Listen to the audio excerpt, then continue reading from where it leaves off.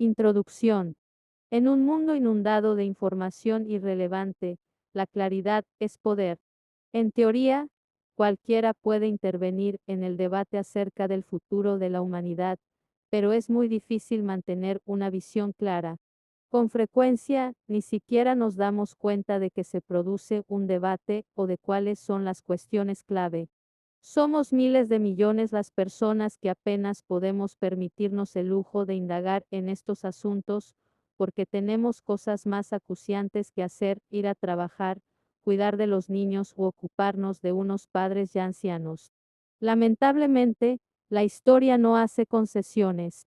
Si el futuro de la humanidad se decide en nuestra ausencia, porque estamos demasiado ocupados dando de comer y vistiendo a nuestros hijos, ni ellos ni nosotros nos libraremos de las consecuencias. Esto es muy injusto, pero ¿quién dijo que la historia es justa? Como historiador, no puedo proporcionar a la gente comida ni ropa, pero sí intentar ofrecer cierta claridad y de este modo contribuir a nivelar el terreno de juego global. Si esto empodera, aunque solo sea a un puñado de personas, para que se incorporen al debate sobre el futuro de nuestra especie, habré hecho mi trabajo.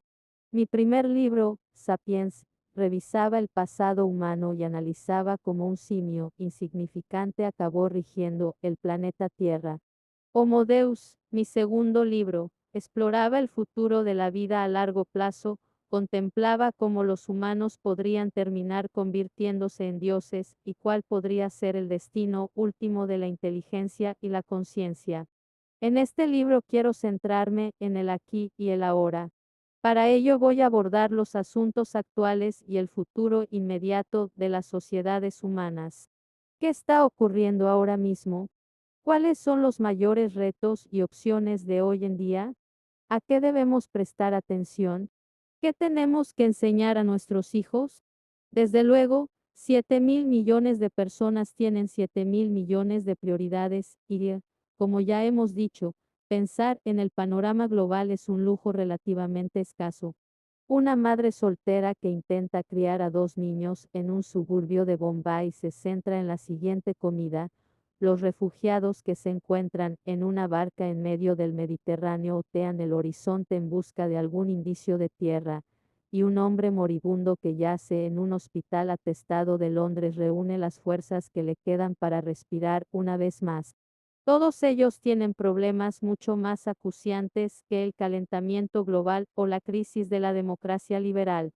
No hay libro que pueda hacer justicia a todo ello, y no tengo lecciones que enseñar a personas que se hallen en tales situaciones. Solo puedo esperar aprender de ellas. En esta obra mi plan es global.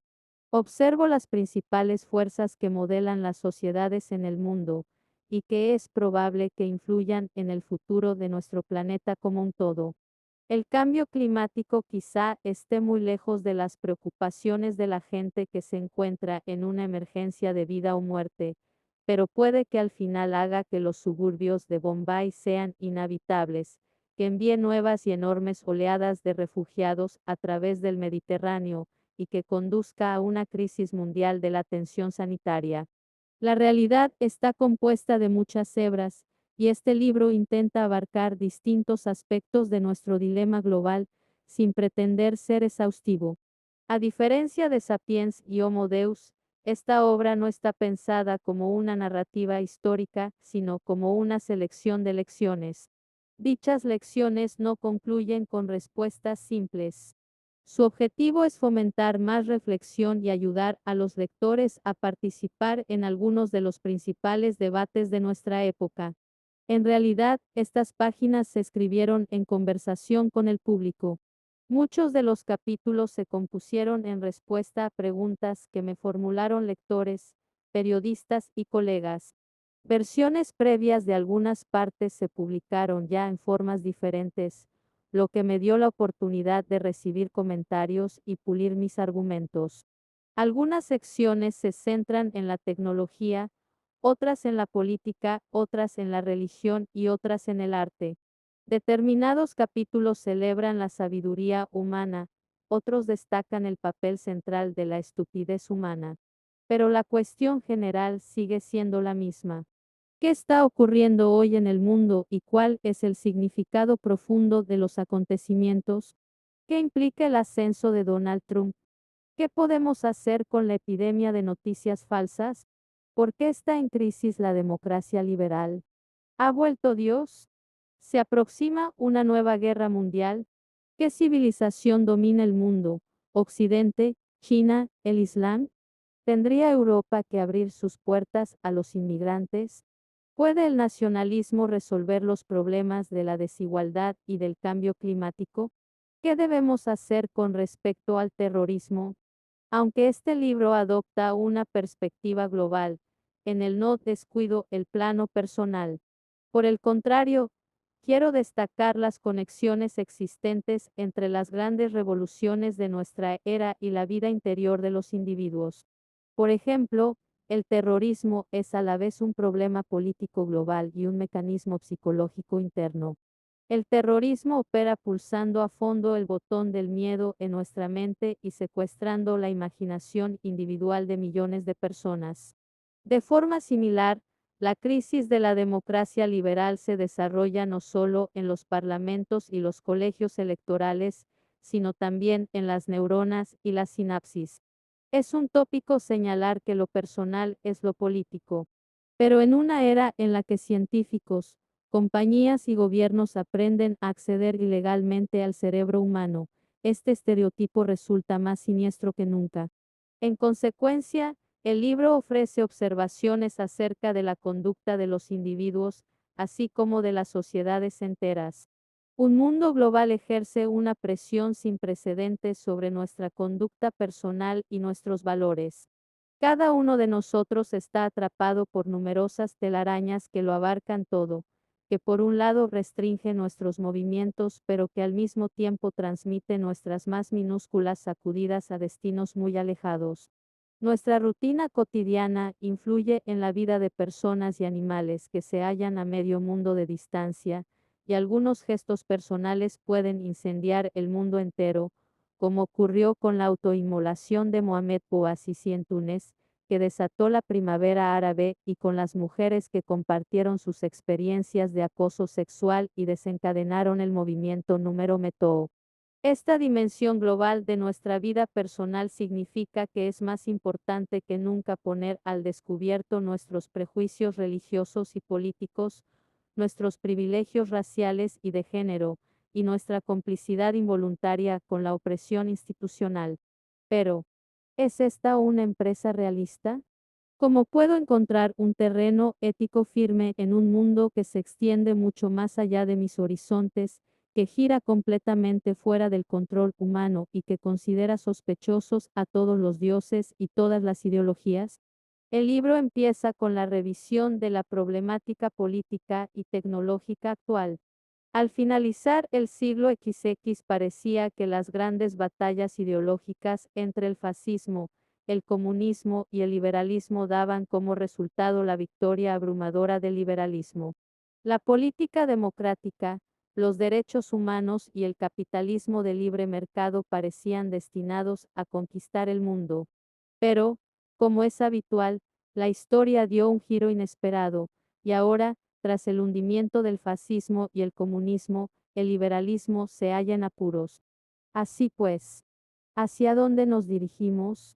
Esta pregunta resulta particularmente turbadora, porque el liberalismo está perdiendo credibilidad justo cuando las revoluciones paralelas en la tecnología de la información y en la biotecnología nos enfrentan a los mayores retos que nuestra especie ha encontrado nunca. La fusión de la infotecnología y la biotecnología puede hacer que muy pronto miles de millones de humanos queden fuera del mercado de trabajo y socavar tanto la libertad como la igualdad. Los algoritmos de macrodatos pueden crear dictaduras digitales en las que todo el poder esté concentrado en las manos de una élite minúscula al tiempo que la mayor parte de la gente padezca no ya explotación, sino algo muchísimo peor, irrelevancia. Comenté extensamente la fusión de la infotecnología y la biotecnología en mi libro anterior, Homo Deus. Pero mientras que aquel libro se centraba en las expectativas a largo plazo y adoptaba la perspectiva de siglos e incluso de milenios, este se concentra en las crisis social, económica y política más inmediatas. Aquí mi interés no estriba tanto en la creación eventual de vida inorgánica como en la amenaza al estado del bienestar y a instituciones concretas, como la Unión Europea. El libro no pretende abarcar todos los impactos de las nuevas tecnologías. En particular, aunque la tecnología encierra muchas promesas maravillosas, aquí mi intención es destacar principalmente las amenazas y los peligros. Puesto que las empresas y los emprendedores que encabezan la revolución tecnológica tienden naturalmente a cantar las alabanzas de sus creaciones, les toca a sociólogos, filósofos e historiadores como yo hacer saltar la alarma y explicar todas las maneras en que las cosas pueden ir terriblemente mal. Después de esbozar los retos a los que nos enfrentamos, en la segunda parte del libro analizamos una amplia gama de respuestas potenciales.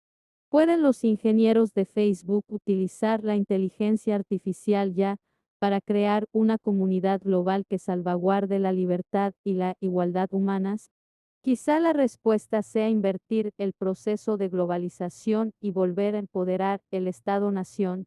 Quizá tengamos que retroceder todavía más en el tiempo y extraer esperanza y sabiduría de los manantiales de las antiguas tradiciones religiosas.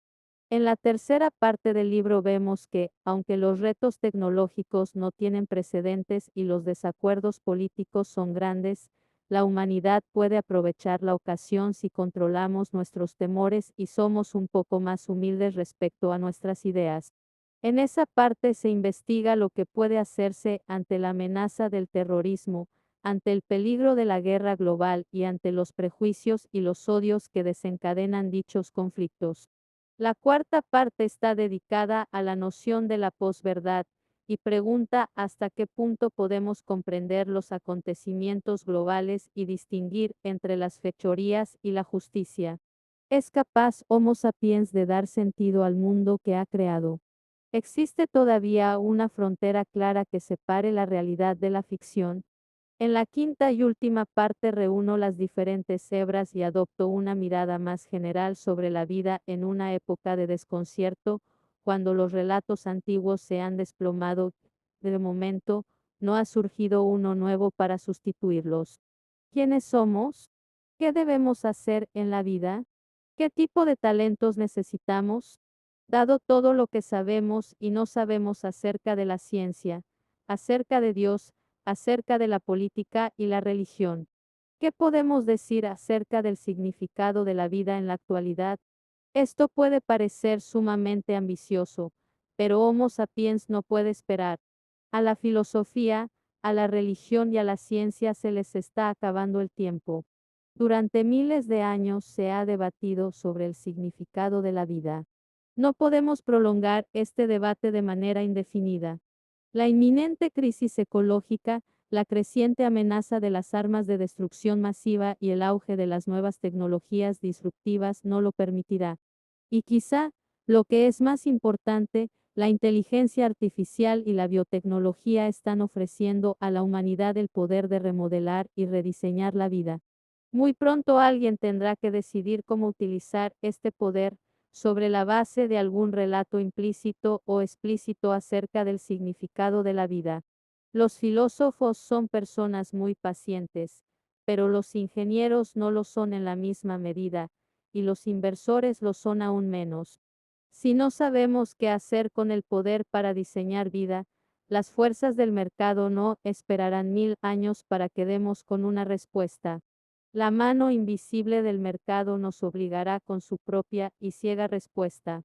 A menos que nos contentemos con confiar el futuro de la vida a la merced de informes trimestrales de ingresos, necesitamos una idea clara sobre el sentido de la vida. En el último capítulo me permito unas cuantas observaciones personales y hablo como un sapiens lo haría a otro justo antes de que el telón caiga sobre nuestra especie y se inicie un drama de todo punto diferente. Antes de embarcarme en este viaje intelectual, me gustaría destacar un aspecto crucial.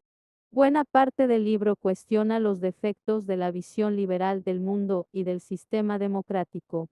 Lo hago no porque crea que la democracia liberal es singularmente problemática, sino más bien porque pienso que es el modelo político más versátil y de mayor éxito que los humanos han desarrollado hasta ahora para afrontar los retos del mundo moderno. Aunque quizá no sea apropiado para todas las sociedades en todas las fases del desarrollo, ha demostrado su valor en más sociedades y en más situaciones que ninguna de sus alternativas. Por tanto, cuando examinemos los nuevos retos que se nos presenten, será necesario comprender las limitaciones de la democracia liberal y pensar cómo podemos adaptar y mejorar sus instituciones actuales. Por desgracia, en el clima político actual, cualquier pensamiento crítico sobre el liberalismo y la democracia podría acabar secuestrado por autócratas y diversos movimientos iliberales, cuyo único interés es desacreditar la democracia liberal en lugar de dedicarse a un debate abierto acerca del futuro de la humanidad. Si bien están más que dispuestos a debatir los problemas de la democracia liberal, casi no tienen tolerancia frente a cualquier crítica que se les dirija. Como autor, por consiguiente, se me exigía que hiciera una elección difícil. Tenía que hablar con franqueza, arriesgándome a que mis palabras se interpretaran fuera de contexto y se usaran para justificar autocracias en expansión, o bien debía autocensurarme. Una característica de los regímenes iliberales es que dificultan más la libertad de expresión incluso fuera de sus fronteras. Debido a la expansión de tales regímenes, está resultando cada vez más peligroso pensar con actitud crítica en el futuro de nuestra especie. Después de cierta introspección, elegí la discusión libre frente a la autocensura. Sin criticar el modelo liberal no podemos reparar sus faltas ni ir más allá de él. Pero advierta por favor el lector que este libro solo podía escribirse si la gente era todavía relativamente libre de pensar lo que quiere y de expresarse como quiere. Si el lector valora este libro, debería valorar también la libertad de expresión.